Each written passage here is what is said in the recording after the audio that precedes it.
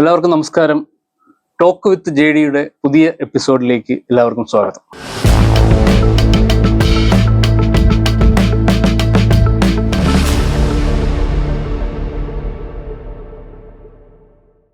ഇന്ന് നമുക്ക് ഒരു ജെൻസി അതിഥിയാണ് ഉള്ളത്.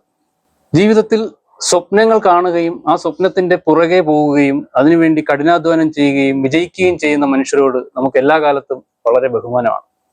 അതുകൊണ്ട് തന്നെയാണ് UPSC സിവിൽ സർവീസ് പരീക്ഷയിൽ വിജയിയായ ആൾക്കാരെ എല്ലാം തന്നെ നമ്മൾ എപ്പോഴും ഒരു ഹീറോ ആയിട്ടോ ഹീറോയിനായിട്ടോ ഒക്കെ കാണുന്നത്. ഇന്ന് നമ്മളോടൊപ്പം ഉള്ളത് ഈ വർഷത്തെ UPSC സിവിൽ സർവീസ് പരീക്ഷയിൽ ആദ്യ അറ്റംപ്റ്റിൽ തന്നെ 576 റാങ്ക് നേടിയ പ്രിയപ്പെട്ട മിസ് അസ്ന അൻവറാണ്. പ്രിയപ്പെട്ട അസ്നയ്ക്ക് നമ്മുടെ JD ചാനലിലേക്കും നമ്മുടെ ഈ പ്രോഗ്രാമിലേക്കും വളരെ സ്നേഹത്തോടെ ബഹുമാനത്തോടെ സ്വാഗതം ചെയ്യുന്നു. അസ്നയെ പറ്റി അസ്ന തന്നെ ഒന്ന് ഇൻട്രൊഡ്യൂസ് ചെയ്യുന്നതായിരിക്കും നല്ലത്. ഇപ്പം ഒരുപാട് ഇന്റർവ്യൂകൾ എനിക്ക് തോന്നുന്നു അസ്ന ഇതിനകം തന്നെ കൊടുത്തു കാണും. കാരണം കഴിഞ്ഞ ഈ റിസൾട്ട് വന്നതിന് ശേഷം ഞാൻ അറിയുന്നിടത്തോളം തന്നെ ഒരുപാട് പേര് അസ്ന ഇന്റർവ്യൂ ചെയ്തിട്ടുണ്ട്. അപ്പോൾ അസ്ന ആരാണ് എന്നുള്ളത് നമ്മുടെ ഈ പരിപാടി കാണുന്നവർക്ക് ജസ്റ്റ് അറിയാനുള്ള ഒരു ആഗ്രഹം കാണും. ഒന്ന് ഇൻട്രൊഡ്യൂസ് ചെയ്യും.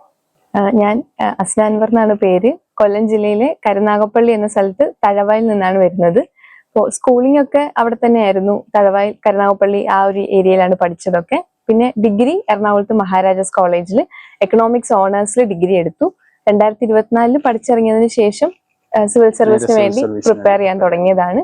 ഫസ്റ്റ് അറ്റംപ്റ്റ് ഇപ്പോൾ കഴിഞ്ഞു. റിസൾട്ട് വന്ന് 576 റാങ്ക് കിട്ടി. ആ ഒരു നിലയിലാണ് ഇപ്പൊ നിൽക്കുന്നത്.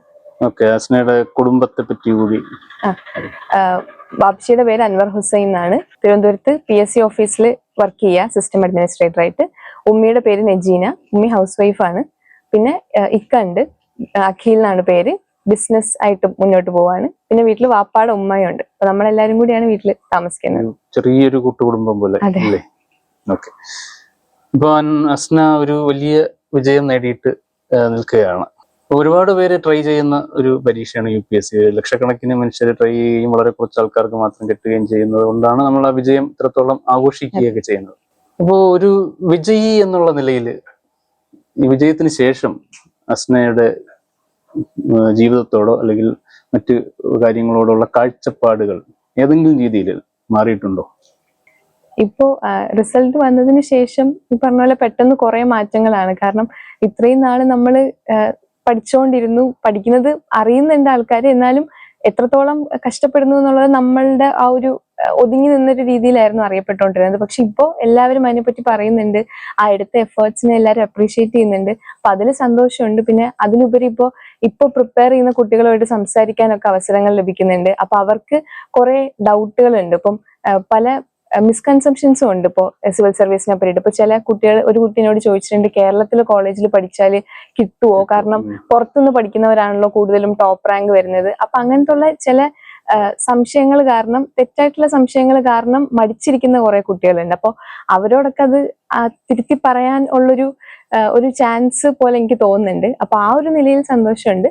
പിന്നെ നമ്മുടെ ഒരു സന്തോഷം അല്ലെങ്കിൽ വിജയം എന്നുള്ളത് ഇപ്പോ കുടുംബമാവട്ടെ നാടാവട്ടെ എല്ലാവരും വലിയൊരു സന്തോഷമായിട്ട് കണ്ട് സെലിബ്രേറ്റ് ചെയ്യുന്നുണ്ട്. അപ്പൊ അത് കാണുമ്പോൾ ആ ഒരു എല്ലാവരും ഒരു വിജയമായിട്ട് കാരണം എല്ലാവരും ഒരു നാട് തന്നെ സന്തോഷിക്കുന്നു, ആഘോഷിക്കുന്നു. തഴവയിലെ ആൾക്കാരെല്ലാരും, എനിക്ക് തോന്നുന്നു തഴവയുടെ ആദ്യത്തെ സിവിൽ സർവീസ് വിജയിയാണ്. മുമ്പ് ഏതോ ഒരു ആളായിട്ട് പറഞ്ഞു കേട്ടിട്ടുണ്ട്. പക്ഷെ അപ്പൊ എന്നാലും ഇപ്പൊ കുറെ നാൾക്ക് ശേഷം അങ്ങനെ വന്നപ്പോ എല്ലാവരും ഇപ്പൊ വീട്ടില് ഉപ്പാടെ കൂടെ വരെ വർക്ക് ചെയ്ത നല്ല പ്രായമുള്ള 90 വയസ്സൊക്കെ അടുപ്പിച്ചുള്ള ആൾക്കാർ വരെ വീട്ടിൽ ഇങ്ങോട്ട് വന്ന് അവര് ഒക്കെ അപ്രീഷിയേറ്റ് ചെയ്യുന്നുണ്ട്. അപ്പൊ അതിലൊക്കെ ഭയങ്കര സന്തോഷം തോന്നി. അപ്പൊ സന്തോഷത്തെക്കാൾ ഉപരി ഞാൻ ചോദിക്കുന്നതിന്റെ ആ ചോദ്യത്തിന്റെ എന്റെ ഒരു ഉദ്ദേശം എന്ന് പറയുന്നത്,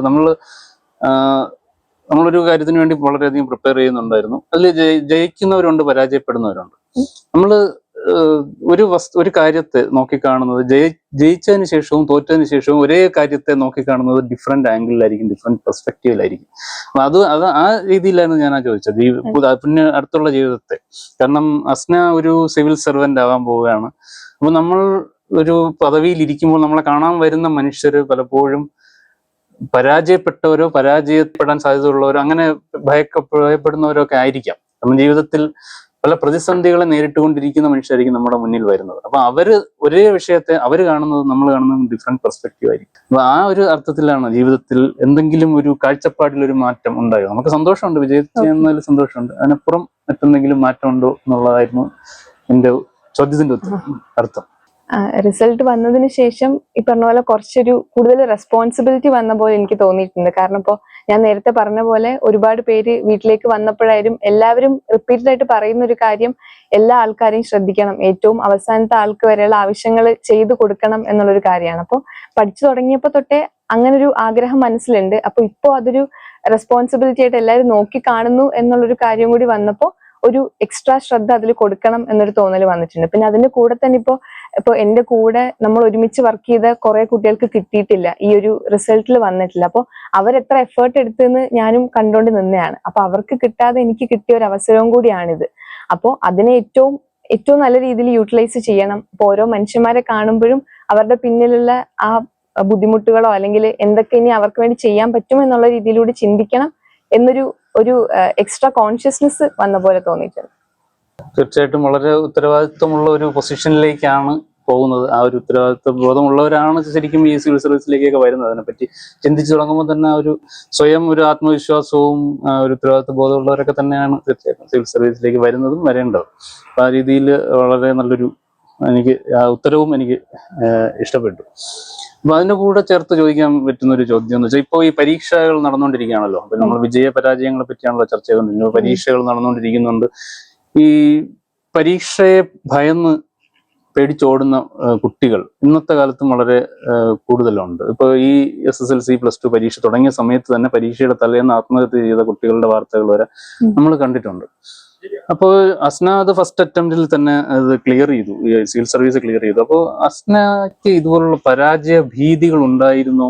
അങ്ങനെ ഉണ്ടായിരുന്നെങ്കിൽ അത് എങ്ങനെയാണ് ഓവർകം ചെയ്തത്, അല്ലെങ്കിൽ എങ്ങനെയാണ് അത് ഓവർകം ചെയ്യാൻ പറ്റുന്നത്? ഭീതികൾ ഉണ്ടായിരുന്നു. കാരണം ഇപ്പൊ നമുക്ക് സിവിൽ സർവീസിന് ഈ പ്രിപ്പറേഷന്റെ സമയത്തും ഒരുപാട് ടെസ്റ്റുകൾ നമ്മൾ എഴുതേണ്ടി വരും. ഇപ്പൊ 3 ഘട്ടമായിട്ടാണല്ലോ ഇതുള്ളത്. അപ്പൊ ആദ്യം പ്രിലിംസിന്റെ ഘട്ടത്തിൽ നമുക്ക് MCQ ആയിട്ടുള്ള കുറെ ക്വസ്റ്റ്യൻസ്, കുറെ ടെസ്റ്റ് എഴുതേണ്ടി വരും. അപ്പൊ ചില സമയങ്ങളിൽ എഴുതുമ്പോൾ മാർക്ക് നമുക്ക് കുറഞ്ഞു പോകും.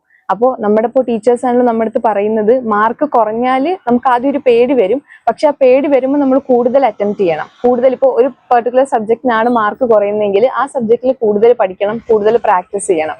അപ്പോൾ നമുക്ക് ആ പേടി മാറാനും അതുപോലെ തന്നെ അതിൽ ഇമ്പ്രൂവ് ആവാനും കൂടുതൽ ഹെൽപ്ഫുൾ ആവുന്നതാണ്. അപ്പോൾ അങ്ങനെയുള്ള ടെൻഷൻസ് വരുമ്പോൾ കൂടുതലും ആ ഒരു രീതിയിലാണ് ഞാൻ മാറ്റിക്കൊണ്ടിരുന്നത്. കാരണം പേടി വരുമ്പോൾ കൂടുതൽ പഠിക്കുക അല്ലെങ്കിൽ കൂടുതൽ വർക്ക് ചെയ്യുക എന്നുള്ള രീതിയിലായിരുന്നു. പിന്നെ മെയിൻസ് വന്നപ്പോഴും അത് എഴുത്തു പരീക്ഷയാണല്ലോ. അപ്പൊ നമ്മൾ ഒരുപാട് എഴുതണം. ചിലപ്പോൾ മാർക്ക് കുറയുമ്പോൾ നമുക്ക് ആ ഒരു വാശിയിൽ മാർക്ക് കൂട്ടിയെടുക്കണം എന്നുള്ള ഒരു വാശിയിൽ പിന്നെയും എഴുതണം. അപ്പോൾ ഇപ്പോൾ പഠിക്കുന്ന കുട്ടികളാണെങ്കിലും പേടി വരുമ്പോൾ നമ്മൾ മാറി നിന്നാല് നമുക്ക് അവിടെ അതിന് പിന്നൊരു നെക്സ്റ്റ് സ്റ്റെപ്പ് വരുന്നില്ല. പക്ഷെ നമ്മൾ അതിൽ കുറച്ചും കൂടി വർക്ക് ചെയ്യുമ്പോഴാണ് നമുക്ക് ആ പേടി മാറ്റി മുന്നോട്ട് പോകാൻ പറ്റുക എന്നുള്ളതാണ് എനിക്ക് മനസ്സിലായിട്ടുള്ളത്. ഞാനും പണ്ട് ഈ സിവിൽ സർവീസ് വളരെ ആഗ്രഹത്തോടെ കൂടി കണ്ടിരുന്ന ഒരാളാണ്. പിന്നീട് ആഗ്രഹം ഉപേക്ഷിക്കുകയാണ് ചെയ്തത്. എൻ്റെ കൂടെ പഠിച്ചിരുന്ന പലരും സിവിൽ സർവീസ് ആഗ്രഹിച്ചിട്ടുണ്ട്. അതുപോലെ തന്നെ ഞാൻ MBBS കഴിഞ്ഞ് വന്നതിന് ശേഷവും പലരെയും നാട്ടിൽ കണ്ടിട്ടുണ്ട്, പലരും പ്രിപ്പയർ ചെയ്യുന്നത് കണ്ടിട്ടുണ്ട്. ഇവിടെ തന്നെ പല അക്കാഡമികളിലും പഠിക്കാൻ വേണ്ടി പോയിട്ടുള്ളവരുമുണ്ട്. പക്ഷേ വളരെ അപൂർവമായിട്ട് മാത്രമാണ് ഈ ഒരാൾക്ക്, നമ്മുടെ ഗ്രാമപ്രദേശങ്ങളിൽ നിന്ന് വരുന്ന ഒരാൾക്ക് ഈ സിവിൽ സർവീസിലേക്ക് എൻട്രി കിട്ടുന്നത്. അത് അതിന്റെ യാഥാർത്ഥ്യം എന്താണ് ശരിക്കും? ഇപ്പൊ ഗ്രാമപ്രദേശങ്ങളിൽ നിന്ന് വരുന്നതുകൊണ്ടാണോ, അല്ലെങ്കിൽ നമുക്ക് മറ്റെന്തെങ്കിലും ഓപ്പർച്യൂണിറ്റീസ് അല്ലെങ്കിൽ അതിന്റെ കുറവ് കൊണ്ടാണോ ഇത് കിട്ടാത്തത്, അല്ലെങ്കിൽ നമുക്കുള്ള ഒരു ഇൻഫീരിയോറിറ്റി കോംപ്ലക്സിന്റെയോ അല്ല മറ്റെന്തെങ്കിലും കാരണങ്ങൾ കൊണ്ടാണോ? അസ്ന അതിനെങ്ങനെയാണ് കാണുന്നത്? അസ്ന അതിനെ ഓവർകം ചെയ്ത ഒരാളെന്നുള്ള നിലയിൽ അതിനെങ്ങനെയാണ് കാണുന്നത്? എനിക്ക് മനസ്സിലായിടത്തോളം നമുക്ക് ആദ്യം പരീക്ഷയെ പറ്റി നമുക്ക് നല്ലൊരു ധാരണ വേണം. ഇപ്പോൾ ഈ പരീക്ഷന്റെ പ്രൊസീജിയർ തന്നെ കുറച്ച് ഈ 3 ഘട്ടങ്ങളൊക്കെ ആയിട്ട് കുറച്ച് കോംപ്ലക്സ് ആയിട്ടുള്ള കാര്യമാണ്. അപ്പോൾ അത് ഒന്ന് പരീക്ഷ നല്ലോണം മനസ്സിലാക്കുക. പിന്നെ നമുക്ക് കൃത്യമായിട്ടൊരു സിലബസ് തന്നിട്ടുണ്ട്. അതിൽ നിന്ന് ഈ എല്ലാവരും പറയും ആകാശത്തിന് താഴെയുള്ള എല്ലാം പഠിക്കണം എന്ന് പറയും. പക്ഷെ എന്നാലും നമുക്കൊരു കൃത്യമായിട്ടുള്ളൊരു സിലബസ് ഉണ്ട്. അപ്പൊ നമുക്ക് അതിൽ വെച്ച് പഠിക്കാവുന്ന കാര്യങ്ങൾ മനസ്സിലാക്കിയിട്ട് അങ്ങനെ മുന്നോട്ട് പോയി കഴിഞ്ഞാൽ നമുക്ക് ക്രാക്ക് ചെയ്യാവുന്ന ഒരു പരീക്ഷയാണ്. അപ്പോൾ ഈ ഗ്രാമപ്രദേശത്ത് നിന്ന് വരുന്ന അങ്ങനത്തെ ചെറിയ ചെറിയ ലിമിറ്റേഷൻസ് ഉണ്ടെങ്കിലും നമ്മൾ എന്ത് ചെയ്യണം, എന്ത് പഠിക്കണം എന്നുള്ള കാര്യം കൃത്യമായിട്ട് മനസ്സിലാക്കിയിട്ട് മുന്നോട്ട് പോയി കഴിഞ്ഞാൽ ഇപ്പൊ കുഴപ്പമുണ്ടാവില്ല. പ്രത്യേകിച്ച് ഇന്നത്തെ സാഹചര്യത്തിൽ ഇപ്പൊ നമുക്ക് ഒരുപാട് ഓപ്പർച്യൂണിറ്റീസ് ഉണ്ട്. ഇപ്പോൾ യൂട്യൂബിലാണെങ്കിലും നമ്മളിപ്പോ സോഷ്യൽ മീഡിയ ഒക്കെ കുറ്റം പറയുന്നുണ്ടെങ്കിലും കുറെ ഓപ്പർച്യൂണിറ്റീസ് ആണ് സോഷ്യൽ മീഡിയ വഴിയായാലും നമുക്ക് പഠിപ്പിച്ചു തരാനും അല്ലെങ്കിൽ ക്വസ്റ്റ്യൻസ് ഇട്ട് തരുന്നതും ഒക്കെ കുറെ ഓപ്പർച്യൂണിറ്റീസ് അവിടെ തന്നെ ഉണ്ട്. അപ്പോൾ അതൊക്കെ കറക്റ്റ് ആയിട്ട് ഫോളോ ചെയ്ത് മനസ്സിലാക്കി പോവുകയാണെങ്കിൽ ഇത് എത്താവുന്ന ഒരു ഏരിയ തന്നെ ആയിട്ടാണ് എനിക്ക് മനസ്സിലായത്. അതുപോലെ തന്നെ നമ്മുടെ ഈ വിദ്യാഭ്യാസ സമ്പ്രദായങ്ങൾ ഇതിനെ എത്രത്തോളം സഹായകരമാവുന്നുണ്ട് നമ്മുടെ, അല്ലെങ്കിൽ അതിനെ വാസനയ്ക്ക് നമ്മുടെ നിലവിലുള്ള വിദ്യാഭ്യാസ സമ്പ്രദായത്തോട് എന്തെങ്കിലും വിമർശനാത്മകമായിട്ട് എന്തെങ്കിലും പറയാനുണ്ടോ? ഇപ്പൊ ഞാൻ എക്കണോമിക്സ് പഠിച്ചൊരു വിദ്യാർത്ഥിയാണ്. പക്ഷെ ഞാൻ UPSCന്റെ കോച്ചിങ് വന്നപ്പോൾ എനിക്ക് തോന്നിയത് കുറച്ചും കൂടി ആപ്ലിക്കബിൾ ആയിട്ട് പഠിക്കായിരുന്നു എന്നൊരു കാര്യം അപ്പൊ നമുക്ക് മനസ്സിലാവും. കാരണം നമ്മൾ പഠിക്കുന്ന കുറെ തിയറീസ് ഉണ്ട്, നമ്മൾ വലിയ സ്റ്റാൻഡേർഡ് ടെക്സ്റ്റ് ഒക്കെ നോക്കി പ്രിപ്പയർ ചെയ്യുന്നുണ്ട്, കോളേജ് ടൈമിൽ പഠിക്കുന്നുണ്ട്. പക്ഷെ ഇവിടെ വന്ന് ചില ചോദ്യങ്ങൾ, ഇപ്പം ഞാൻ എക്കണോമിക്സ് ആയതുകൊണ്ട് ഒരുപാട് പേര് എന്നോട് എക്കണോമിക്സിന്റെ ഡൗട്ട് ചോദിക്കും. ചില സമയങ്ങളിൽ എനിക്കത് പറഞ്ഞു കൊടുക്കാൻ പറ്റാറില്ല. അപ്പൊ ഇവിടെ വന്ന് കുറച്ചും കൂടി ആപ്ലിക്കബിൾ ആയിട്ട് പഠിച്ചതിന് ശേഷമാണ് ഓക്കെ എനിക്കിപ്പോഴാണ് എക്കണോമിക്സിൽ കുറച്ചും കൂടി ആ ഒരു മനസ്സിലാക്കാൻ പറ്റിയത് എന്നൊരു കാര്യം എനിക്ക് തോന്നിയിട്ടുണ്ട്. അപ്പോൾ നമ്മൾ പഠിക്കുന്ന സമയത്ത് ഈ പറഞ്ഞ പോലെ കുറച്ചും കൂടി മനസ്സിലാക്കി നമുക്ക് ഒരാൾക്ക് പറഞ്ഞു കൊടുക്കാൻ പറ്റുന്ന രീതിയിൽ എത്രത്തോളം നമ്മൾ പഠിക്കുന്നുണ്ട് എന്നുള്ളതൊരു ചോദ്യമാണ്. അപ്പൊ അത് കുറച്ചും കൂടി ബെറ്റർ ആക്കണം എന്ന് തോന്നിയിട്ടുണ്ട്. അല്ല, അത് എങ്ങനെ ബെറ്റർ ആക്കണം? അത് ഇപ്പോ ഈ ഫീൽഡിലേക്ക് വരുന്ന ഒരാളാണല്ലോ അസ്ന.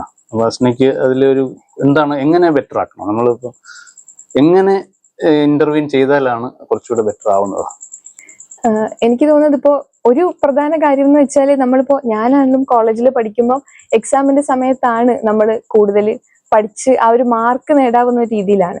ഒന്നാമത് നമ്മുടെ എക്സാമിന്റെ സ്കീം കുറച്ചും കൂടി ഈ ക്വസ്റ്റ്യൻ ആൻസർ എന്നുള്ള നിലയിൽ നിന്ന് കുറച്ചും കൂടി അനലിറ്റിക്കൽ ആയിട്ടുള്ള ചോദ്യങ്ങൾ ചോദിക്കാം. അപ്പൊ അതിൽ ഒരു മാറ്റം നമുക്ക് വരുത്താം. ഇപ്പോൾ സിറ്റുവേഷൻ ബേസ്ഡ് ആയിട്ടുള്ള അങ്ങനത്തെ ഇപ്പോൾ UPSCയിൽ മെയിൻസിൽ തന്നെ ചോദിക്കുന്ന ചോദ്യങ്ങൾ കുറച്ചും കൂടി അനലിറ്റിക്കൽ ആയിട്ടാണ്. അപ്പൊ നമ്മളൊരു തിയറി പഠിച്ചിട്ടുണ്ടെങ്കിലും അത് നമുക്കൊരു കാര്യം സോൾവ് ചെയ്യാൻ എങ്ങനെ ഉപയോഗിക്കാം എന്നുള്ള രീതിയിലാണ് ചോദ്യങ്ങൾ വരുന്നത്. അപ്പൊ ആ ഒരു രീതിയിൽ ആ പരീക്ഷയുടെ ആ ചോദ്യങ്ങൾ കുറച്ചും കൂടി ക്രമപ്പെടുത്താമെന്ന് എനിക്ക് തോന്നിയിട്ടുണ്ട്. പിന്നെ കുട്ടികളാണെങ്കിലും ഇപ്പൊ ഞാനും പഠിച്ച കോളേജിൽ എനിക്ക് നല്ലൊരു എക്കോസിസ്റ്റം ആയിരുന്നു, നല്ല ലൈബ്രറി ഉണ്ടായിരുന്നു, ടെക്സ്റ്റും കാര്യങ്ങളൊക്കെ അവൈലബിൾ ആയിരുന്നു. പക്ഷെ ഞാനത് അത്രയ്ക്ക് വേണ്ടി ഉപയോഗിച്ചിട്ടില്ല എന്ന് എനിക്ക് ഇപ്പോൾ ആലോചിക്കുമ്പോൾ തോന്നുന്നുണ്ട്. അപ്പൊ നമുക്കുള്ള ഓപ്പർച്യൂണിറ്റീസ്, പ്രത്യേകിച്ച് ഇപ്പോൾ സിവിൽ സർവീസ് മോഹമായിട്ട് ഡിഗ്രിയിലൊക്കെ ജോയിൻ ചെയ്യുന്ന കുട്ടികൾക്ക് ആ ടെക്സ്റ്റുകളും ലൈബ്രറിയും ഒക്കെ കറക്റ്റ് ആയിട്ട് ഉപയോഗിക്കുക. പിന്നെ പത്രം വായന എന്നുള്ളൊരു കാര്യം ഇപ്പോൾ പത്രം സ്ഥിരമായിട്ട് വായിക്കാൻ തുടങ്ങിയപ്പോഴാണ് അത് എത്രത്തോളം നമുക്ക് ഹെൽപ്ഫുൾ ആണെന്നൊരു കാര്യം എനിക്ക് ഒന്നുകൂടി മനസ്സിലാവുന്നത്. ഇപ്പോൾ കോളേജ് ടൈമിലൊക്കെ എനിക്ക് ആ നിരന്തരം പത്രം വായന എന്നൊരു കാര്യം ഇല്ലായിരുന്നു. അപ്പൊ അതൊക്കെ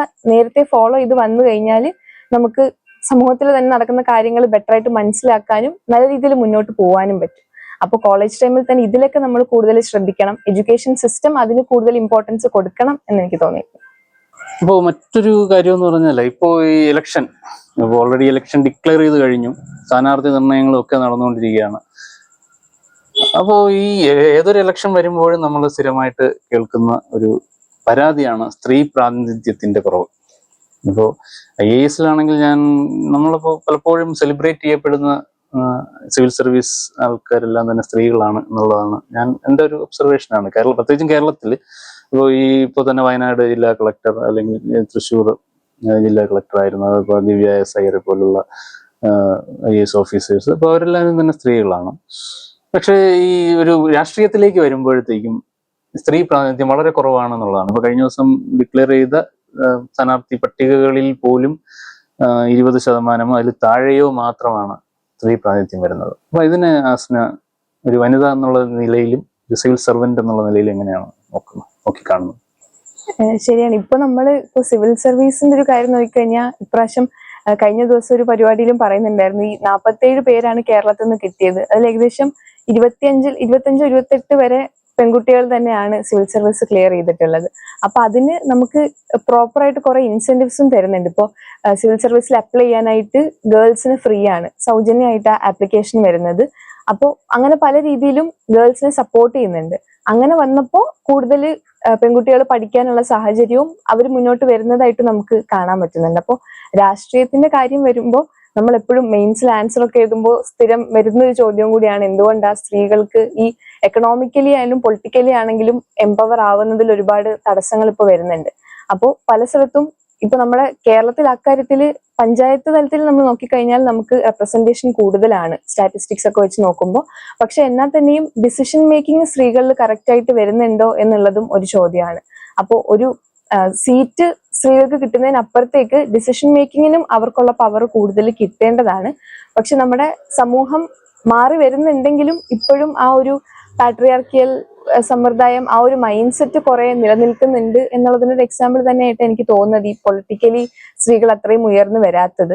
അപ്പോൾ അതിൽ ഇനിയും മാറ്റങ്ങൾ വരാനുണ്ട്, നമ്മുടെ മനസ്സുകളിലും മാറ്റം വരുത്താനുണ്ട്. അതുപോലെ തന്നെ കൂടുതൽ സപ്പോർട്ട്, ഇപ്പോൾ ഒരു വീടുകളുടെ ലെവലിൽ നിന്ന് തന്നെ സപ്പോർട്ട് സ്ത്രീകൾക്ക് കൂടുതൽ കിട്ടിയാലാണ് അവർക്ക് പുറത്തിറങ്ങാനും ഇങ്ങനെയുള്ള പൊളിറ്റിക്കലി ഉള്ള നിലകളിലേക്ക് ഇറങ്ങി മത്സരിക്കാനും ഒക്കെ ഉള്ളൊരു സപ്പോർട്ട് ഓരോ വീടുകളിൽ നിന്നും തുടങ്ങണം എന്ന് എനിക്ക് തോന്നാറുണ്ട്. അപ്പോൾ മൈൻഡ് സെറ്റിൽ വരേണ്ട ഒരു മാറ്റം വളരെ അത്യാവശ്യമാണ്.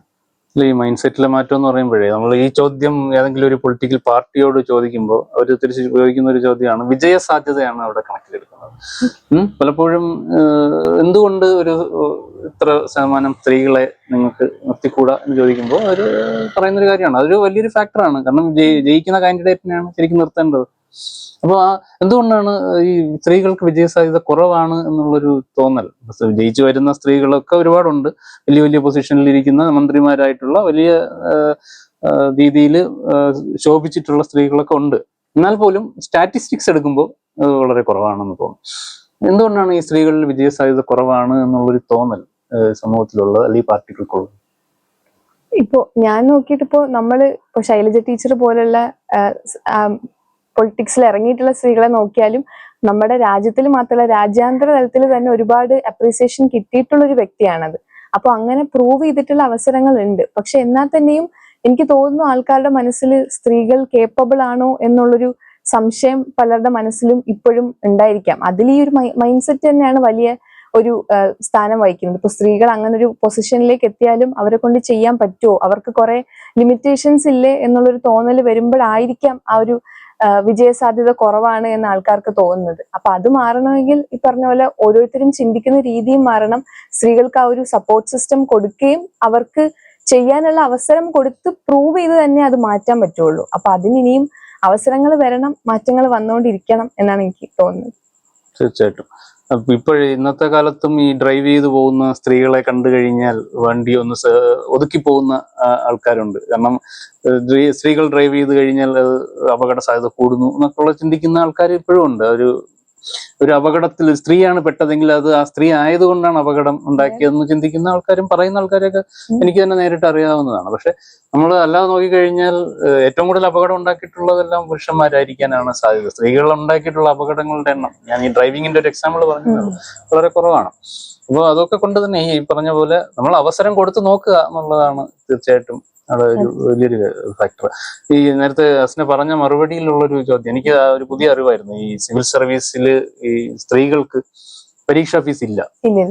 അപ്പം പുരുഷന്മാർക്ക് എത്രയാണ് ഫീസ്? 200 പൈസ കുറവാണ്. ആപ്ലിക്കേഷൻ ഫീസ് കുറവാണ്, 200 രൂപയേ ഉള്ളൂ. സംശയമുണ്ട് 200, പക്ഷെ കുറവാണ്, ആ ഒരു റേഞ്ചിലേ ഉള്ളൂ. എത്രേ ഉള്ളൂ? UPSC പരീക്ഷയ്ക്ക് അപ്ലൈ ചെയ്യാൻ 200 രൂപയുള്ളൂ, പൈസ കുറവാണ്, അത്രേ ഉള്ളൂ. പക്ഷെ നമ്മൾ ഈ പ്രിപ്പറേഷനും ഒക്കെ ഉള്ള ചെലവാണ് കൂടുതലും എന്ന് എനിക്ക് തോന്നുന്നു. ഇപ്പൊ ഈ അക്കാഡമികളിൽ ജോയിൻ ചെയ്യുമ്പോൾ ഉള്ള ഫീസ് ഒരു പ്രശ്നമായിട്ട് വന്നേക്കാം. പക്ഷെ അല്ലാണ്ട് നമുക്ക് ഇപ്പോ റിസോഴ്സസ് ടെക്സ്റ്റുകളൊക്കെ ആണെങ്കിലും കുഴപ്പമില്ല, നമുക്ക് അത് അഫോർഡ് ചെയ്യാൻ പറ്റുന്നേ ഉള്ളൂ. പക്ഷെ ഈ പ്രൈവറ്റ് കോച്ചിങ്ങിന് ചേരുമ്പോഴാണ് ആ ഒരു ഫീസിന്റെ ബുദ്ധിമുട്ട് വരുന്നത്. അസ്ന ഒരു ജെൻസി തലമുറയിൽപ്പെട്ട ആളാണല്ലോ. അപ്പോൾ ഈ അടുത്ത് ഒരുപാട് ചർച്ച ചെയ്യപ്പെടുന്ന ഒരു സംഗതിയാണ് പുതിയ തലമുറ ആൾക്കാരുടെ മാനസികാരോഗ്യം. മാനസികാരോഗ്യം എന്ന് പറഞ്ഞാൽ ഈ സൂയിസൈഡൽ ടെൻഡൻസി ഉണ്ട്, മറ്റ് അക്രമവാസനകളൊക്കെ ഉണ്ട്. അതിനോടൊപ്പം തന്നെ ഈ പെരുമാറ്റ വൈകല്യങ്ങൾ, അങ്ങനെ ഒരുപാട്. ഇപ്പൊ നമ്മൾ അധികം മാനസിക ആരോഗ്യത്തിന്റെ തലത്തിൽ ചർച്ച ചെയ്യാത്ത പല കാര്യങ്ങളും ശരിക്കും മാനസികാരോഗ്യ കുറവാണെന്നുള്ളതാണ് എൻ്റെ ഒരു വിലയിരുത്തൽ. ഈ ആൾക്കാരോട് എങ്ങനെ പെരുമാറാൻ അറിയില്ല, അങ്ങനെ. അപ്പോൾ അതും ജെൻസി, അത് കഴിഞ്ഞിട്ടുള്ള തലമുറ, അതിന് നമ്മുടെ ഒരു ഒബ്സർവേഷന്റെ പ്രശ്നമാണോ അതോ ശരിക്കും ഈ തലമുറയിൽ മാനസികാരോഗ്യം കുറവാണോ? അപ്പൊ അസ്നയുടെ ഒരു ഒബ്സർവേഷൻ എന്താണ് ആ കാര്യത്തിൽ? എനിക്ക് തോന്നിയിട്ടുള്ളത്, ഞാനും പലപ്പോഴും അങ്ങനെ ചിന്തിച്ചിട്ടുണ്ട്. ഇപ്പൊ എന്തുകൊണ്ടാണ് ഇത് ഇത്രയും ചർച്ച ചെയ്യപ്പെടുന്നത്? പണ്ട് എല്ലാരും മെന്റലി ഇത്ര സ്ട്രോങ് ആയിരുന്നോ? ഇപ്പൊ എല്ലാരും ഇപ്പോഴത്തെ കുട്ടികളുടെ പ്രശ്നമാണ്. പക്ഷെ എനിക്ക് തോന്നുന്നു ഇപ്പോഴാണ് നമ്മൾ കുറച്ചും കൂടി അഡ്രസ്സ് ചെയ്യുന്നത് ആ പ്രശ്നം. കാരണം പണ്ട് നമ്മൾ അങ്ങനെ മെന്റൽ ഹെൽത്ത് എന്നുള്ളതിന് അങ്ങനെ ഒരു പ്രയോറിറ്റി കൊടുക്കുകയോ അങ്ങനെ ഒരു കാര്യം അത്രയും ശ്രദ്ധിച്ചിട്ടില്ല. മേ ബി ഇപ്പം കുറെ ബുദ്ധിമുട്ടുകൾ വേറെ, അല്ലെങ്കിൽ ഇപ്പൊ പട്ടിണിയും അങ്ങനത്തെ പ്രശ്നങ്ങളൊക്കെ ഉള്ള ഫാമിലീസ് ആണെങ്കിൽ അവർ അങ്ങനത്തെ പ്രശ്നങ്ങൾക്ക് കൂടുതൽ പ്രയോറിറ്റി കൊടുത്തിട്ടായേക്കാം. പക്ഷെ ഇപ്പൊ വരുമ്പോൾ നമ്മൾ അതിനെപ്പറ്റി കൂടുതൽ മനസ്സിലാക്കുന്നുണ്ട്. നമ്മുടെ മെന്റൽ ഹെൽത്തിന് അത്രയും ഇമ്പോർട്ടൻസ് കൊടുക്കുന്ന ഒരു കാലമാണ് ഇപ്പോ. അപ്പൊ അതുകൊണ്ടാണ് എനിക്ക് തോന്നുന്നു ചെറിയ പ്രശ്നങ്ങൾ ഉണ്ടെങ്കിലും നമ്മൾ അതിനെ ശ്രദ്ധിക്കുന്നതും അത് സോൾവ് ചെയ്യാനുള്ള മെത്തേഡ്സ് എടുക്കുന്നതും. ഇപ്പോ പണ്ട് അങ്ങനെ ഒരു മെന്റൽ ഹെൽത്ത് എന്തെങ്കിലും ഇഷ്യൂ വന്നാൽ ഡോക്ടറിനെ കാണുക എന്നുള്ളത് ഭയങ്കര ഒരു സ്റ്റിഗ്മ ആയിട്ട് കരുതിയിരുന്ന സമയമാണ്. പക്ഷെ ഇപ്പൊ നമ്മൾ കുറച്ചും കൂടി ഒരു ഇപ്പൊ കാലുവേദന വന്നാൽ ഡോക്ടറിനെ കാണുന്ന പോലെ തന്നെ ഇതിനും കാണാം എന്നൊരു അതൊരു ബെറ്റർ സൊല്യൂഷൻ കണ്ടുപിടിച്ചിട്ട് നമ്മൾ മുന്നോട്ട് പോകുന്നതായിട്ടാണ് എനിക്ക് തോന്നിയിട്ടുള്ളത്. പിന്നെ സ്വാഭാവികമായിട്ടും പല കാര്യങ്ങൾ നമ്മൾ കാണുന്നുണ്ട്. ഇപ്പൊ ഫോണിലെ യൂസ് കൂടുന്നുണ്ട്. അങ്ങനെ ചില സമയങ്ങളിലും ആൾക്കാരുമായിട്ടുള്ള ഇന്ററാക്ഷൻസ് കുറയുന്നതായിട്ട് നമുക്ക് കാണാം. ജെൻസിയിലാവട്ടെ, ഇപ്പൊ ഇവൻ പല ഏജ്, അത് ജെൻസിയിൽ മാത്രമായിട്ട് എനിക്ക് തോന്നുന്നതല്ല, പല ഏജ് ഗ്രൂപ്പിലുള്ള ആൾക്കാരും ചില സമയങ്ങളിൽ ഈ ഫോൺ യൂസും അങ്ങനെയുള്ള മറ്റു കാര്യങ്ങളിൽ ഇൻവോൾവ് ആയിട്ട് ഈ മനുഷ്യന്മാരുമായിട്ടും പുറം ലോകമായിട്ടുള്ള ഇന്ററാക്ഷൻസ് കുറയുമ്പോൾ അത് മെന്റൽ ഹെൽത്തിനെ പല രീതിയിൽ ബാധിക്കുന്നതായിട്ട് എനിക്ക് തോന്നിയിട്ടുണ്ട്. അങ്ങനെ ഒരു കാര്യം വരുമ്പോൾ ഈ ഒരു കാലഘട്ടത്തിൽ ആ ഒരു ഇഷ്യൂ കൂടുതൽ ഹൈലൈറ്റ് ആവുന്നതായിട്ടാണ് എനിക്ക് തോന്നിയത്. എന്ന് വെച്ചാല് നമ്മൾ ഇപ്പോ ഈ സോഷ്യൽ മീഡിയയുടെ ഒക്കെ കാര്യം പറഞ്ഞതുകൊണ്ട്, ഇപ്പൊ ഈ സോഷ്യൽ മീഡിയയും ഈ സംഗതികൾ ഇപ്പൊ നമ്മുടെ മെന്റൽ ഹെൽത്ത് മറ്റൊരു റിലേറ്റ് ചെയ്ത് ഏതെങ്കിലും രീതിയിൽ നമ്മൾ അതിനെ സ്വാധീനിക്കുന്നതായിട്ട് തോന്നുന്നുണ്ട്? അല്ലെങ്കിൽ സോഷ്യൽ മീഡിയ കൊണ്ട് ഗുണവും ദോഷവും ഒക്കെ നമ്മൾ പറയുന്നുണ്ട്. അപ്പോൾ അസ്നയുടെ കാഴ്ചപ്പാടിൽ സോഷ്യൽ മീഡിയ ശരിക്കും ഗുണകരമാണോ, അല്ലെങ്കിൽ അതിനെ ഏതെങ്കിലും രീതിയിൽ നിയന്ത്രിക്കേണ്ടതിന്റെ ആവശ്യകത ഉണ്ടോ? സോഷ്യൽ മീഡിയയിൽ ഈ പറഞ്ഞ പോലെ രണ്ട് സൈഡും കാണാൻ പറ്റും. ഇപ്പോ ഒരു സൈഡിൽ നമ്മൾ നോക്കിയാൽ നമുക്ക് പഠിക്കാൻ ഉപകാരപ്രദമാവുന്ന ഒരുപാട് കാര്യങ്ങൾ നമുക്ക് സോഷ്യൽ മീഡിയയിൽ നിന്ന് കിട്ടാം. ഇപ്പോ ബെറ്റർ ഇന്ത്യ പോലുള്ള ഇൻസ്റ്റയിലെ പേജസ് ഒക്കെ ഞാൻ ഇടയ്ക്കിടയ്ക്ക് നോക്കുന്നതായിരുന്നു. കാരണം അതിൽ കുറെ പോസിറ്റീവ് ആയിട്ടുള്ള നമ്മൾ അല്ലെങ്കിൽ ശ്രദ്ധിക്കപ്പെടാതെ പോകുന്ന കുറെ കഥകൾ അതിൽ വരാറുണ്ട്. അപ്പൊ അതൊക്കെ മനസ്സിലാക്കാൻ സോഷ്യൽ മീഡിയ ഒരുപാട് ഹെൽപ്പ് ചെയ്യുന്നുണ്ട് എന്നുള്ളത് ഒരു സൈഡാണ്. പക്ഷെ വേറൊരു സൈഡിൽ നോക്കിക്കഴിഞ്ഞാൽ നമ്മൾ ഈ സോഷ്യൽ മീഡിയയിൽ ഒരുപാട് യൂസ് ചെയ്യുമ്പോൾ, ഇപ്പൊ ഈ റീൽസ് തന്നെ ഒരുപാട് കാണുമ്പോഴൊക്കെ അത് ഈ അറ്റൻഷൻ സ്പാനിനെ ബാധിക്കുന്ന ഒരു കാര്യം നമുക്ക് കാണാൻ പറ്റും. ഇപ്പൊ ആൾക്കാരുടെ പേഷ്യൻസ് ഭയങ്കരമായിട്ട് കുറയുന്നതായിട്ട് നമുക്ക് കാണാം. കാരണം നമ്മൾ ഒരു വീഡിയോ കാണുന്നു, നമുക്കത് ഇഷ്ടപ്പെടുന്നില്ല എന്ന് തോന്നുമ്പോൾ നമ്മൾ അപ്പൊ തന്നെ മാറ്റി അടുത്തെടുക്കുക. അപ്പം ഒരെണ്ണം അല്ലെങ്കിൽ മറ്റേത് എന്നുള്ളത് ഇങ്ങനെ ഓപ്ഷൻസ് ഇങ്ങനെ വരുന്നോണ്ട് തന്നെ നമുക്ക് ആ ഒരു ക്ഷമേനെയും അതൊരുപാട് ബാധിക്കുന്നുണ്ട്. പിന്നെ ഇപ്പോ നമുക്കിപ്പോ ചിലപ്പോ കാണാം നമ്മുടെ മൈൻഡ് സെറ്റ് ചിലപ്പോ നമ്മൾ കുറച്ച് ഒരു വിഷമത്തിൽ അങ്ങനെയൊക്കെ ഇരിക്കുന്ന സമയത്ത് നമുക്ക് വരുന്ന റീൽസും ഫുള്ളും അല്ലെങ്കിൽ നമ്മുടെ ഫീഡിൽ മൊത്തം ആ ഒരു കൈൻഡ് ഓഫ് സാധനങ്ങളായിരിക്കും കൂടുതൽ വരുന്നതും. അപ്പൊ അത് നമ്മുടെ ആ ഒരു മൈൻഡ് സെറ്റിനെ ഒന്നും കൂടി ചിലപ്പോൾ വേഴ്സ് ആക്കാൻ ചാൻസ് ഉണ്ട്. അപ്പൊ അങ്ങനെയുള്ള കുറച്ച് അബദ്ധങ്ങൾ സോഷ്യൽ മീഡിയയിൽ ഉള്ളതായിട്ട് മനസ്സിലായിട്ടുണ്ട്. എന്നാൽ അത് ലിമിറ്റ് ചെയ്ത് നമുക്ക് ബെനിഫിഷ്യൽ ആയിട്ടുള്ള രീതിയിൽ ഉപയോഗിക്കാനും പറ്റും എന്നാണ് എനിക്ക് തോന്നിയിട്ടുള്ളത്. റെസ്പോൺസിബിൾ ആയിട്ട് യൂസ് ചെയ്യുക, ഒരു ഫോക്കസ്ഡ് ആയിട്ട് യൂസ് ചെയ്യുക എന്നുള്ളത്. അല്ലെങ്കിൽ നമ്മൾ ഈ പറയുന്ന ഒരു ബബിളിനകത്ത് പെട്ടുപോവുകയും, അല്ലേ, നമ്മളൊരു മോശം ബബിളിലാണ് പെട്ടുപോകുന്നതെങ്കിൽ ഒരു ട്രാപ്പായി പോകുന്നത്. അതിൻ്റെതായ ഒരുപാട് ഉദാഹരണങ്ങൾ ഇപ്പൊ ഇടയ്ക്ക് ഇറങ്ങിയ ഒരു സീരീസ്, നെറ്റ്ഫ്ലിക്സ് സീരീസ് അഡോളസെൻസ് എന്ന് പറയുന്ന നെറ്റ്ഫ്ലിക്സ് സീരീസിന്റെ ശരിക്കും അതൊരു റിയൽ ലൈഫ് ഇൻസിഡന്റ് ആണ്, ഒരു കൊലപാതകം. അപ്പൊ അതിൽ ഈ ഒരു ഇൻസ്റ്റാഗ്രാം സെലിബ്രിറ്റി ആയിട്ടുള്ള ഒരു മനുഷ്യന്റെ സ്വാധീനമാണ് ഈ യങ്സ്റ്റേഴ്സിന്റെ ഇടയിൽ, കൗമാരക്കാരുടെ ഇടയിൽ. അപ്പൊ അതിനെ അഡ്രസ് ചെയ്യുന്ന ഒരു സീരീസ് ആയിരുന്നു. അപ്പൊ അത് തീർച്ചയായിട്ടും ഇതിന് അതിൻ്റെതായ ഒരു നെഗറ്റീവ് വശമുണ്ട്. അപ്പൊ അത് നോക്കി കണ്ടും ഉപയോഗിക്കണം എന്നുള്ളത് തന്നെയാണ്, അല്ലേ, ഒരു റെസ്പോൺസിബിൾ ആയിട്ട് യൂസ് ചെയ്യുക എന്നുള്ളത്. അപ്പൊ ഈ സോഷ്യൽ മീഡിയ ഒക്കെ ചർച്ച ചെയ്ത് വരുമ്പോൾ അതിന്റെ കൂടെ പറയാവുന്ന, അത് ഇന്നത്തെ കാലത്ത് തീർച്ചയായിട്ടും ചർച്ച ചെയ്യേണ്ട ഒരു സാധനമാണ് ആർട്ടിഫിഷ്യൽ ഇന്റലിജൻസിനെ പറ്റി. അപ്പൊ ആർട്ടിഫിഷ്യൽ ഇന്റലിജൻസ് എന്തായാലും വരുമെന്നല്ല, വന്നു കഴിഞ്ഞു. അത് നമ്മളെ എല്ലാ മേഖലകളിലെയും ഇൻക്ലൂഡ് ചെയ്തുകൊണ്ടിരിക്കുകയാണ്, അല്ലേ. അപ്പോൾ ആർട്ടിഫിഷ്യൽ ഇന്റലിജൻസ് നമ്മളെ ഈ തൊഴിലവസരങ്ങളെ എങ്ങനെയായിരിക്കും ബാധിക്കുന്നത് എന്നുള്ളത്, പ്രത്യേകിച്ചും എനിക്ക് സ്നേഹിൽ നിന്ന് അറിയേണ്ടത് നമ്മുടെ ഗവേണൻസ്. ഇപ്പം നമ്മുടെ മെഡിക്കൽ ഫീൽഡിലൊക്കെ അത് പല രീതിയിലും സ്വാധീനിക്കാം. പല തൊഴിൽ മേഖലകളെയും, പ്രത്യേകിച്ച് IT മേഖലകളെയൊക്കെ അത് പല രീതിയിൽ വളരെ ഡയറക്റ്റ് ആയിട്ട് തന്നെ സ്വാധീനിക്കുന്നുണ്ട്. എനിക്ക് അറിയേണ്ടത് ഗവേണൻസ്, അതിനെ എങ്ങനെയായിരിക്കും ആർട്ടിഫിഷ്യൽ ഇന്റലിജൻസ് സ്വാധീനിക്കുക എന്നുള്ളത്? ആർട്ടിഫിഷ്യൽ ഇന്റലിജൻസ് എനിക്ക് മനസ്സിലായിട്ടുള്ളത് ഏറ്റവും ഇപ്പം നമ്മൾ ബ്യൂറോക്രസിയിൽ നോക്കുകയാണെങ്കിൽ തന്നെ പറയുന്ന ഏറ്റവും വലിയൊരു പ്രശ്നം എന്ന് പറയുന്നത് ഈ ചില പ്രൊസീജിയറൽ ഇൻഎഫിഷ്യൻസീസ് ആണ്. ഇപ്പൊ നമ്മളൊരു കാര്യം നമുക്ക് സാധിച്ചെടുക്കണമെങ്കിൽ കുറെ ടൈം ലാഗ് വരുന്ന ഒരു പ്രശ്നം എപ്പോഴും നമ്മൾ ഗവേണൻസിൽ അല്ലെങ്കിൽ ബ്യൂറോക്രാറ്റിക് പ്രൊസീജിയേഴ്സിൽ നമ്മൾ കേൾക്കാറുള്ളതാണ്. അപ്പൊ അങ്ങനത്തെ ചില പ്രോസസ് ഒക്കെ എളുപ്പത്തിൽ വേഗം സോൾവ് ചെയ്യാനായിട്ട് നമുക്ക് AI ഉപയോഗിക്കാം എന്നുള്ളതാണ് ഗവേണൻസിൽ വരുന്ന ഒരു കാര്യം. പിന്നെ ഇപ്പൊ എല്ലാം ഡേറ്റ വെച്ചിട്ടുള്ള കാര്യങ്ങളാണല്ലോ. ഇപ്പൊ നമ്മൾ ഒരു സ്കീം കൊണ്ടുവരുമ്പോഴാണെങ്കിലും അല്ലെങ്കിൽ ഒരു പോളിസി ക്രിയേറ്റ് ചെയ്യുമ്പോഴാണെങ്കിലും ഒക്കെ നമുക്ക് ഡേറ്റ നോക്കിയിട്ടാണ് നമ്മൾ എല്ലാ കാര്യങ്ങളും ചെയ്യുന്നത്. ഇപ്പൊ ഈ ആസ്പിറേഷണൽ ഡിസ്ട്രിക്ട് പ്രോഗ്രാം അതുപോലുള്ള കുറെ പ്രോഗ്രാം ഇപ്പോൾ ഗവൺമെന്റ് കൊണ്ടുവരുന്നുണ്ട്. അതെന്ന് വെച്ചാൽ ഏറ്റവും പുറകെ നിൽക്കുന്ന ജില്ലകളെ അല്ലെങ്കിൽ ചില ഭാഗങ്ങളെ മുന്നോട്ട് കൊണ്ടുവരാനുള്ള ഇനിഷ്യേറ്റീവ്സ് ആണ്. അപ്പൊ അതെല്ലാം ഇപ്പൊ നമ്മൾ എവിഡൻസ് ബേസ്ഡ് പോളിസി മേക്കിംഗ് എന്ന് പറയും. ഇതെല്ലാം ഡേറ്റ ഉപയോഗിച്ചിട്ടാണ്. അപ്പൊ ആ ഡേറ്റിനെ കൺസോളിഡേറ്റ് ചെയ്യാനും നമുക്ക് ഏറ്റവും സ്ട്രെസ് കൊടുക്കേണ്ടത് ഏത് ഭാഗത്താണെന്ന് മനസ്സിലാക്കാനും AI ഉപയോഗിച്ച് കുറെ കാര്യങ്ങൾ അങ്ങനെ ചെയ്യാം. അപ്പൊ ആ ഒരു രീതിയിൽ പ്രോസസ്സ് സിംപ്ലിഫൈ ചെയ്യാൻ AIന്റെ യൂസ് ഒരുപാട് ഹെൽപ്ഫുൾ ആവും ഗവേണൻസിൽ എന്നാണ് എനിക്ക് മനസ്സിലാക്കാൻ പറ്റുന്നത്. അതുപോലെ പ്രെഡിക്റ്റീവ് കാര്യങ്ങൾക്കും ഇപ്പൊ ട്രാഫിക്കിന്റെ കാര്യത്തിലും അല്ലെങ്കിൽ പറഞ്ഞ പോലെ പോളിസി ക്രിയേറ്റ് ചെയ്യുമ്പോഴൊക്കെ പ്രെഡിക്റ്റീവ് ആയിട്ട് നമുക്ക് AI യൂസ് ചെയ്ത് കുറെ കാര്യങ്ങൾ ചെയ്യും. അപ്പൊ അതിലൊക്കെ ഒരു ബെനിഫിഷ്യൽ ആയിട്ട് വരും എന്നാണ് വിശ്വാസം. നമ്മൾ വലിയ വലിയ ഗഹനമായിട്ടുള്ള കാര്യങ്ങളൊക്കെ പറ്റി പറഞ്ഞുകൊണ്ടിരിക്കുകയാണ്. അപ്പോൾ അതിന് കുറച്ച് ലൈറ്റ് ആയിട്ടുള്ളൊരു വളരെ പേഴ്സണൽ ആയിട്ടുള്ളൊരു ചോദ്യത്തിലേക്ക് പോവാം. ഇപ്പോൾ നമ്മൾ ഈ കേരളത്തിലെ ടോപ്പറായിട്ടുള്ള ശ്രീജ ജയസിന്റെ ഇന്റർവ്യൂ ഒക്കെ ഞാൻ പല ചാനലിലും ഒക്കെ കണ്ടപ്പോൾ ആ കുട്ടിയെ വളരെയധികം സ്വാധീനിച്ചത് കുടുംബമായിരുന്നു. അച്ഛനും അമ്മയും ഒക്കെ. അപ്പൊ അതുപോലെ തന്നെ അസ്നയെ എത്രത്തോളം കുടുംബം അല്ലെങ്കിൽ അച്ഛനും അമ്മയും ഒക്കെ സ്വാധീനിച്ചിട്ടുണ്ട്, അല്ലെങ്കിൽ മറ്റാരെങ്കിലും ഈ രീതിയിൽ സിവിൽ സർവീസിലേക്ക് എത്തുന്ന രീതിയിലേക്ക് സ്വാധീനിച്ചിട്ടുണ്ടോ എന്നുള്ളതൊരു അറിയാനുള്ള ഒരു ആഗ്രഹം. വീട്ടില് പറഞ്ഞ പോലെ നല്ല സപ്പോർട്ടായിരുന്നു. കാരണം ഇപ്പം ഞാൻ കോളേജ് കഴിഞ്ഞിട്ട് നേരെ പഠിക്കാൻ തുടങ്ങിയതാണല്ലോ. അപ്പൊ കോളേജിൽ നിന്ന് ഞാൻ വരുന്ന സമയത്ത് തന്നെ വീട്ടില് അവര് എല്ലാം അന്വേഷിച്ചു തുടങ്ങി. കാരണം ഏത് അക്കാദമിയാണ് നല്ലത്. അല്ല, സപ്പോർട്ടായിരുന്നു എന്ന് പറയുമ്പോൾ ഈ ഡിസിഷൻ ആരുടേതായിരുന്നു? സിവിൽ സർവീസിലേക്ക് പോകണം എന്നുള്ള ഡിസിഷൻ ഫാമിലി ആയിട്ട് എടുത്തതാണോ അതോ ഒറ്റയ്ക്ക് എടുത്തതാണോ? ഡിസിഷൻ ഞാൻ 10th കഴിഞ്ഞ സമയത്ത് ഇപ്പൊ ഞാനും എനിക്ക് 2 ഫ്രണ്ട്സ് ഉണ്ടായിരുന്നു. അപ്പൊ നമ്മൾ മൂന്നാൾ കൂടിയാണ് ഇനി ഹ്യൂമാനിറ്റീസ് എടുക്കാം, അങ്ങനെ ഈ ഒരു സിവിൽ സർവീസ് നോക്കാം എന്നുള്ള രീതിയിൽ നമ്മൾ തന്നെയാണ് മനസ്സിലാക്കിയിട്ട് ആ ഒരു രീതിയിൽ പോയിട്ടുള്ളത്. അപ്പോൾ വീട്ടുകാരെ എതിർത്തിട്ടില്ല. ഇപ്പൊ ഹ്യൂമാനിറ്റീസ് എടുക്കുന്ന സമയത്താണെങ്കിലും മാർക്ക് ഉണ്ടല്ലോ, സയൻസ് എടുക്കാലോ ഒരു ഐഡിയ അപ്പോഴും ആ സമയത്തൊക്കെ ഉണ്ടല്ലോ. പക്ഷെ എന്നാൽ അതിൽ വീട്ടുകാരൊന്നും എതിർത്തിട്ടില്ല, സപ്പോർട്ട് തന്നെ ചെയ്തിട്ടുള്ളൂ. അപ്പൊ അങ്ങനെ എക്കണോമിക്സ് എടുത്തപ്പോഴായാലും അതിലൊന്നും ഒരു എതിർപ്പ് വന്നിട്ടില്ല.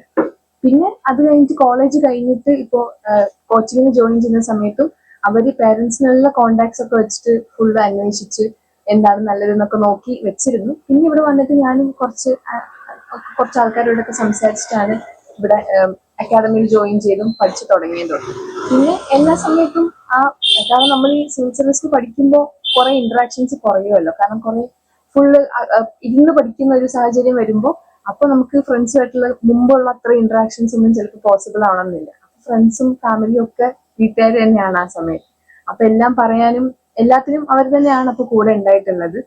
ഇപ്പോ വാപ്പിച്ചാണെങ്കിലും ചില സമയങ്ങളിൽ ഞാൻ ചോദിക്കാണ്ട് എനിക്ക് ചില ബുക്സ് ഒക്കെ കൊണ്ടുതരും. ചില സമയങ്ങളിൽ ഞാൻ ഒരു ദിവസം ഞാൻ ഇങ്ങനെ ആലോചിച്ചു, എനിക്ക് ഇന്ററാക്ഷൻസ് തീരെ ഇല്ലല്ലോ, ഞാൻ പുറത്തുള്ള കാര്യങ്ങളൊന്നും അറിയുന്നില്ലല്ലോ എന്ന് മനസ്സിലാലോചിച്ച ദിവസം എങ്ങനെയോ അത് ഞാൻ വാപ്പിച്ചിട്ട് പറഞ്ഞിട്ടില്ല കാര്യം. എന്നാലും അന്നാണ് എനിക്കൊരു ബുക്ക് ഇതുപോലെ കുറച്ച് സിവിൽ സർവൻസിനെ പറ്റിയിട്ടുള്ള ഒരു ബുക്ക് കൊണ്ട് തന്നത്. അപ്പൊ അത് വായിച്ചപ്പോൾ എനിക്ക് കുറെ പുറമേയുള്ള കാര്യങ്ങളൊക്കെ കുറെ മനസ്സിലാക്കാനൊക്കെ ഹെൽപ്ഫുൾ ആയിരുന്നു. അപ്പോൾ ചില സമയങ്ങളിൽ അറിയാണ്ട് തന്നെ അങ്ങനെയുള്ള കാര്യങ്ങൾ ചെയ്തിട്ടുണ്ട്. പിന്നെ എല്ലാവരും വീട്ടിൽ ഉമ്മയും പിന്നെ വാപ്പാടും ഉമ്മയും ഉണ്ട്. അപ്പൊ ആളും എല്ലാം മനസ്സിലാക്കി തന്നെ കൂടെ നിൽക്കുമായിരുന്നു. ഇപ്പൊ മാർക്സിന്റെ കാര്യം കഴിഞ്ഞാൽ ഇടയ്ക്കൊന്ന് കുറഞ്ഞു കഴിഞ്ഞാലും എന്നോട് പറയും കുഴപ്പമില്ലാതെ കയറി വന്നോളും, എക്സാം അല്ലേ അത് റെഡിയാവും എന്നുള്ള രീതിയിൽ എപ്പോഴും ആ ഒരു സപ്പോർട്ട് എപ്പോഴും വീട്ടിൽ നിന്ന് കിട്ടിയിട്ടുണ്ട്. എന്നുവെച്ചാൽ ഈ അച്ഛൻ ഒരു വലിയൊരു റേഷ്യസ് റീഡറാണ്. അപ്പൊ ഇപ്പൊ കേരളം മൊത്തം അറിയപ്പെടുന്ന ഒരു വലിയൊരു വായനക്കാരൻ എന്നുള്ള രീതിയിലാണ്. അപ്പൊ ആ അച്ഛന്റെ വായനയും മറ്റ് ഒക്കെ അസ്നയെ സ്വാധീനിച്ചിട്ടുണ്ടോ? ഇപ്പൊ റിസൾട്ട് വന്നതിന് ശേഷമാണെങ്കിലും ഞാൻ ഏറ്റവും കൂടുതൽ കേട്ടിട്ടുള്ളൊരു കമന്റും ഇത് തന്നെയാണ്, അന്തറിന്റെ മോളല്ലേ ഇങ്ങനെ കിട്ടാണ്ടിരിക്കും എന്നുള്ളൊരു സാധനമാണ് ഏറ്റവും കൂടുതൽ കേൾക്കുന്നത്. പക്ഷെ പറഞ്ഞ പോലെ തന്നെ വാപ്പച്ചിയുടെ വായനയും ഇപ്പൊ വീട്ടിൽ തന്നെ ലൈബ്രറി ഉണ്ട്, കുറെ ബുക്സ് ഉണ്ട്. അപ്പൊ ആ ഒരു എനിക്ക് അക്സസിബിൾ ആയിട്ട് കുറെ അറിവ് കിട്ടാനുള്ള കുറെ കാര്യങ്ങൾ എന്റെ അടുത്ത് തന്നെ ഉണ്ടായിരുന്നു. അപ്പൊ അത് ഒരുപാട് ഹെൽപ്പ് ചെയ്തിട്ടുണ്ട്. പിന്നെ ഇതുപോലെ ഇടയ്ക്കിടയ്ക്ക് ചില ബുക്സ് കൊണ്ട് തരുന്നതായാലും അതൊക്കെ വായിക്കുമ്പോഴും നമുക്ക് ആ ഒരു എക്സ്പോഷർ കിട്ടുന്നുണ്ടല്ലോ. അപ്പൊ ആ ഒരു രീതിയിൽ കുറെ ഇൻഫ്ലുവൻസ് ചെയ്തിട്ടുണ്ട്. പിന്നെ വാപ്പച്ചിയും ചിലപ്പം ചില കാര്യങ്ങൾ എന്നോട് വന്ന് ചോദിക്കും. അപ്പൊ ആൾക്ക് കുറെ വായിച്ചിട്ടുണ്ട്, കുറെ കാര്യങ്ങൾ അറിയാം, പക്ഷെ അത് തന്നെ എന്നോട് ചിലപ്പോൾ പറഞ്ഞു തരും, നമ്മളിന്ന് ഡിസ്കസ് ചെയ്യും. അപ്പൊ അതുമൊക്കെ കുറെ കാര്യങ്ങൾ മനസ്സിലാക്കാനും ഒരുപാട് സഹായം ചെയ്തിട്ടുള്ളത്. മറ്റൊരു നമ്മൾ നേരത്തെ ചർച്ച ചെയ്തുകൊണ്ടിരുന്നതിൻ്റെതായ തുടർച്ച പോലെ ഒരു വിഷയം എന്ന് വെച്ചാൽ ഇപ്പൊ യുദ്ധം നടക്കുകയാണ്. നമ്മുടെ തലമുറയിൽ നിന്നും അത് കാണാൻ ഉള്ള ഒരു ഇതുണ്ടാവരുത് എന്ന് പ്രാർത്ഥിക്കുന്ന ആൾക്കാരാണ് നമ്മൾക്ക്. എന്നാലും ലോകത്തിന്റെ ഒരു ഭാഗത്ത് യുദ്ധം നടക്കുകയാണ്. അപ്പോൾ യുദ്ധം ഒരു പോളിസി മേക്കർ എന്നുള്ള നിലയിൽ ഇപ്പോൾ അതിനെ ഏത് രീതിയിലാണ് നോക്കിക്കാണുന്നത്? യുദ്ധം എന്ന് പറയുമ്പോൾ ഇപ്പൊ നമ്മുടെ ലൈഫിനെ എഫക്ട് ചെയ്ത് തുടങ്ങിയ ഒരു സമയമാണല്ലോ. ഇപ്പം യുദ്ധം അങ്ങ് ദൂരെയാണെങ്കിലും ഇന്ന് ഇവിടെ അല്ല. ഇപ്പൊ നമുക്ക് കാണാം, ഹോട്ടലുകൾ അടച്ചുപൂട്ടുന്നുണ്ട്, പല രീതിയിലും നമ്മുടെ ലൈഫിനെ എഫക്ട് ചെയ്ത് തുടങ്ങുന്നുണ്ട്. അപ്പൊ അത് അതിന്റെ ഒരു ലാർജ് സ്കെയിൽ ഒരു ഇമ്പാക്റ്റ് ആണ് നമുക്ക് മനസ്സിലാവുന്നത്. അപ്പൊ ആൾക്കാരുടെ ജീവൻ ആ ഒരു ഭീഷണിക്ക് അപ്പുറത്തേക്ക് എക്കണോമിക്കലി ഒരുപാട് ബാധിക്കുന്ന ഒരു കാര്യമാണ് യുദ്ധം എന്ന് പറയുന്നത്. ഇപ്പൊ ഈ ഗൾഫ് രാജ്യങ്ങളെ ആക്രമിക്കുന്നതിന് പിന്നിലും പറഞ്ഞ പോലെ എക്കണോമിക്കലി അത് ഒരുപാട് എഫക്ട് ചെയ്യാൻ കാര്യം ആവുന്നുണ്ട്. ഇപ്പോ ആ ഒരു സ്ട്രാറ്റജിക് ആയിട്ടുള്ള കുറെ കാര്യങ്ങളെയാണ് യുദ്ധത്തിൽ ഒരുപാട് ബാധിക്കുന്നത്. അപ്പൊ അതിന് വരുന്നൊരു ഇമ്പാക്ട് ഭയങ്കര വലുതായിരിക്കും. അപ്പോ നമ്മളിങ്ങനെ പോളിസി മേക്കിംഗ് എന്നൊരു ഭാഗത്ത് നിന്ന് നോക്കിയാലും ഈ പല രീതിയിലുള്ള എഫക്ട് ചെയ്യുന്ന കാര്യങ്ങൾ നമ്മൾ നോക്കേണ്ടി വരും. പറഞ്ഞ പോലെ തന്നെ എക്കണോമിക്കലി, ആൾക്കാരുടെ കാര്യത്തിലും എല്ലാത്തിലും എഫക്ട് ചെയ്യുന്ന ഒരു കാര്യമായതുകൊണ്ട് അതിനെ അത്രയും ഒരു കോംപ്ലക്സ് ആയിട്ടുള്ള കാര്യം ആയിട്ട് തന്നെയാണ് കാണേണ്ടത്. പിന്നെ നമുക്ക് കാണുന്നുണ്ടല്ലോ ഇപ്പൊ ഗ്ലോബലി തന്നെ ആ ഒരു ഓർഡറിനെ എഫക്ട് ചെയ്യാനും അത്രയും പീസ് എന്നുള്ള കാര്യം ഒരുപാട് ബാധിക്കുന്ന ഒരു സംഭവമാണ് ഇപ്പോൾ യുദ്ധം വരുമ്പോൾ നമുക്ക് കാണാൻ സാധിക്കും. യുദ്ധം ഒരു സൈഡിൽ നടക്കുന്നു, അതുപോലെ തന്നെ വളരെ പ്രധാനപ്പെട്ട ഒരു സംഗതിയാണ് ഈ ഗ്ലോബലിന്റെ കാര്യം പറഞ്ഞ ഗ്ലോബൽ വാർമിംഗ് ഒക്കെ പരിസ്ഥിതിയുമായിട്ട് ബന്ധപ്പെട്ട കാര്യങ്ങൾ. അപ്പോൾ ഈ ഒരു കേരളം പോലുള്ള ഒരു ചെറിയൊരു പ്രദേശത്തെ പോളിസി മേക്കിംഗ് അല്ലെങ്കിൽ പരിസ്ഥിതി സംരക്ഷണ പരിപാടികൾ അല്ലെങ്കിൽ അതിനെ മറ്റു വികസന പരിപാടികളൊക്കെ ഗ്ലോബൽ വാർമിങ്ങിനെ എത്രത്തോളം സ്വാധീനിക്കുന്നുണ്ട് എന്നുള്ളതിനെ പറ്റി സ്നേഹയുടെ ഒരു കമന്റ് കേട്ടാൽ കൊള്ളാം. ഗ്ലോബൽ വാർമിംഗ് ഈ പറഞ്ഞ പോലെ തന്നെ നമ്മൾ ഏറെ ചർച്ച ചെയ്യുന്ന ഒരു ടോപ്പിക്കാണ്. ചെറുതിലെ തൊട്ട് നമ്മൾ എസ് എഴുതാനും ഒക്കെ എപ്പോഴും വരുന്ന ഒരു ടോപ്പിക്കാണ്. പക്ഷെ ഇപ്പം അത് നല്ല പീക്കിൽ അത്രയും റെലവെന്റ് ആയിട്ട് നിൽക്കുന്ന ഒരു അവസ്ഥയാണ്. അപ്പൊ ഇപ്പോ അതെപ്പോഴും നമ്മൾ അതിനെപ്പറ്റി ചർച്ച ചെയ്യുമ്പോഴായാലും ഇത് രണ്ടും ബാലൻസ് ചെയ്ത് പോകേണ്ട ഒരു കാര്യമാണ്. വികസനം കൊണ്ടുവരുമ്പോൾ അതിൽ ഇപ്പോൾ കൺസ്ട്രക്ഷൻസ് ആവാം, അല്ലെങ്കിൽ ഇൻഡസ്ട്രീസ് കൂടുന്നതാവാം, വെഹിക്കിൾസ് കൂടുന്നതാവാം, അതെല്ലാം പലപ്പോഴും ഈ ക്ലൈമറ്റിനെ തെറ്റായി അല്ലെങ്കിൽ ഒരു മോശമായിട്ടുള്ള രീതിയിൽ അഫക്ട് ചെയ്യുന്ന കാര്യമായേക്കാം. അപ്പൊ ഇപ്പൊ നമുക്ക് ടെക്നോളജിയും കാര്യങ്ങളൊക്കെ വികസിച്ച് വരുന്ന സമയത്ത് നമ്മൾ ഡെവലപ്മെന്റ് കുറച്ചും കൂടി ഈ സസ്റ്റൈനബിൾ ഡെവലപ്മെന്റ് എന്നുള്ളൊരു ടേം പറയുന്ന പോലെ തന്നെ അത് ക്ലൈമറ്റിനെ ഒരു തെറ്റായിട്ടുള്ള രീതിയിൽ ബാധിക്കാത്ത രീതിയിൽ നമ്മൾ വികസനങ്ങൾ കൊണ്ടുവരണം എന്നുള്ളത് ഇമ്പോർട്ടന്റ് ആണ്. അപ്പൊ നമ്മളിപ്പോ കേരളം ഒരു ചെറിയ സ്ഥലം എടുത്താലും നമ്മൾ പോളിസീസ് കൊണ്ടുവരുമ്പോൾ അത് കൂടുതലും വികസനവും ഈ ഒരു എൻവയോൺമെന്റിനെയും ഒരുമിച്ച് നല്ല രീതിയിൽ കൊണ്ടുപോകുന്ന രീതിയിലുള്ള തീരുമാനങ്ങൾ എടുത്ത് തന്നെ മുന്നോട്ട് പോകേണ്ടത് അത്യാവശ്യമുള്ള കാര്യമാണ്. അല്ല, അതുപോലെ തന്നെ എനിക്ക് അറിയേണ്ട പുതിയ കാലത്ത് ആൾക്കാരുടെ ശാസ്ത്ര അവബോധം, ഞാനൊരു സയന്റിഫിക് ടെമ്പർ പ്രോത്സാഹിപ്പിക്കാൻ വേണ്ടി ശ്രമിക്കുന്ന ഒരാൾ എന്നുള്ള നിലയിൽ പുതിയ കാലത്ത് ജെൻസി ആൾക്കാരുടെ അതിനുശേഷം വരുന്ന തലമുറയുടെയൊക്കെ ശാസ്ത്ര അവബോധം കുറച്ച് കുറവാണോ എന്നുള്ളൊരു സംശയം എനിക്ക് പലപ്പോഴും തോന്നിയിട്ടുണ്ട്. പ്രത്യേകിച്ചും ചില കാര്യങ്ങൾ മെഡിക്കൽ സയൻസിന്റെ കാര്യത്തിലാണെങ്കിലോ അല്ലെങ്കിൽ മറ്റ് ഏതെങ്കിലും ഒരു വിഷയം വരുമ്പോഴൊക്കെ അവരുടെ പ്രതികരണങ്ങളിൽ നിന്നും നമ്മൾ ഈ സയൻസ് പഠിച്ചാലും സയൻസ് പഠിച്ച് പ്രാക്ടീസ് ചെയ്യുന്ന ആൾക്കാരിൽ പോലും അത് കുറവാണ് എന്നുള്ളൊരു തോന്നൽ എനിക്കുണ്ട്. ആ രീതിയിൽ ഏതെങ്കിലും ഒരു ഒബ്സർവേഷൻ നടത്തിയിട്ടുണ്ടോ? സയന്റിഫിക് ടെമ്പറിന്റെ കാര്യത്തില് ഞാൻ കണ്ടുവന്നതിൽ വെച്ച് എനിക്ക് തോന്നിയിട്ടുള്ളത് ഇപ്പോഴത്തെ തലമുറ കുറച്ചും കൂടി അനലിറ്റിക്കലായിട്ട് ശ്രദ്ധിക്കുന്നു എന്നാണ് എനിക്ക് തോന്നിയിട്ടുള്ളത്. ഇപ്പോ ചിലപ്പോ ഡോക്ടർ എന്നുള്ള നിലയിൽ കുറച്ച് ഡിഫറെന്റ് ഒപ്പീനിയൻ ആയിരിക്കാം. പക്ഷെ എനിക്കിപ്പം മനസ്സിലായിട്ടുള്ളത് ഇപ്പോ നമ്മൾ ഒരു കാര്യം അറിഞ്ഞാലും നമ്മളത് പല സോഴ്സിൽ ചെക്ക് ചെയ്യാനും അത് കറക്റ്റ് ആണോ എന്ന് അന്വേഷിക്കാനും ഉള്ള ആ ഒരു സ്വഭാവം ഇപ്പൊ നമുക്ക് കുറച്ച് കൂടുതലാണ് എന്നാണ് എനിക്ക് തോന്നിയിട്ടുള്ളത്.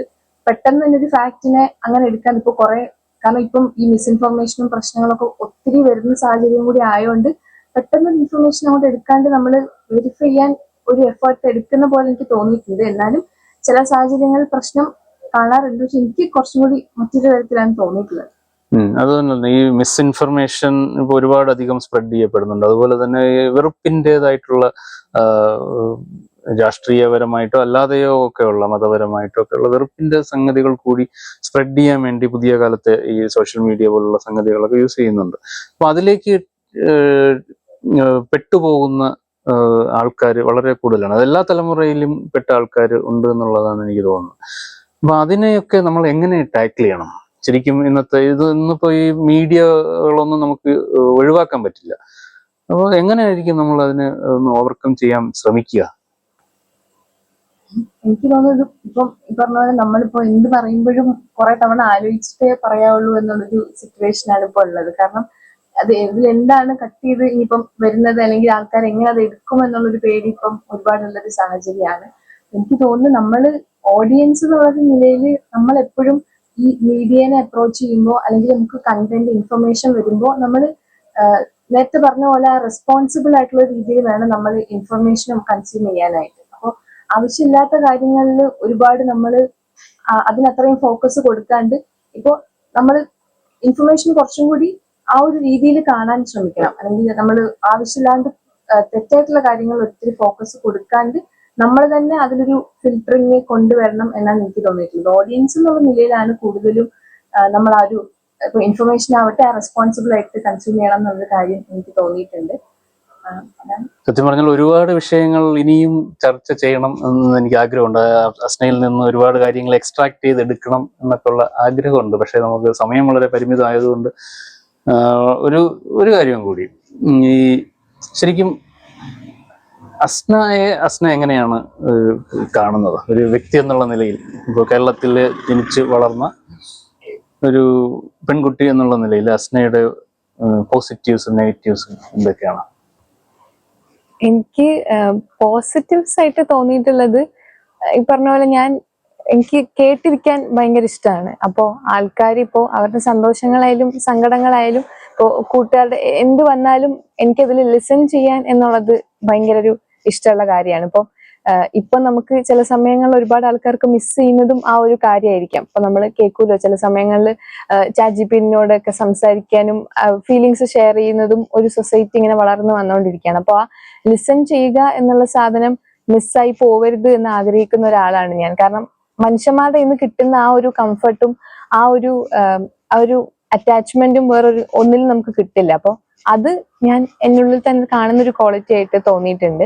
പിന്നെ എനിക്ക് ആൾക്കാരുമായിട്ട് ഇന്ററാക്ട് ചെയ്യാനും ഇപ്പോൾ ഇതുപോലെ സംസാരിക്കാനും ബാക്കിയുള്ളവരുടെ ഒപ്പീനിയൻ കേൾക്കാനും അതനുസരിച്ച് ഇപ്പോൾ എന്റെ വ്യൂ പോയിന്റ് ചില സമയങ്ങളിൽ എനിക്ക് ചിലപ്പോൾ കുറച്ച് നാരോ ആയിട്ട് തോന്നും. അപ്പോൾ ആൾക്കാരുടെ അടുത്ത് സംസാരിക്കുമ്പോൾ എനിക്ക് തന്നെ കൂടുതൽ പുതിയ ഐഡിയാസ് കിട്ടുന്നതായിട്ടും അത് കുറച്ചും കൂടെ ബ്രോഡൻ ആവുന്നതായിട്ട് മനസ്സിലാവും. അപ്പൊ അങ്ങനെ പഠിക്കാനും എന്റെ മനസ്സിലുള്ള കാര്യങ്ങൾ തിരുത്താനും അതിൽ ഞാൻ ഓക്കെയാണ്. എനിക്ക് അങ്ങനെ കുറച്ചും കൂടി കൂടുതൽ പഠിക്കുന്ന കാര്യങ്ങൾ പ്രത്യേകിച്ച് ആൾക്കാരോട്ട് ഇന്ററാക്ട് ചെയ്ത് പഠിക്കാൻ എനിക്ക് ഒരുപാട് ഇഷ്ടമാണ്.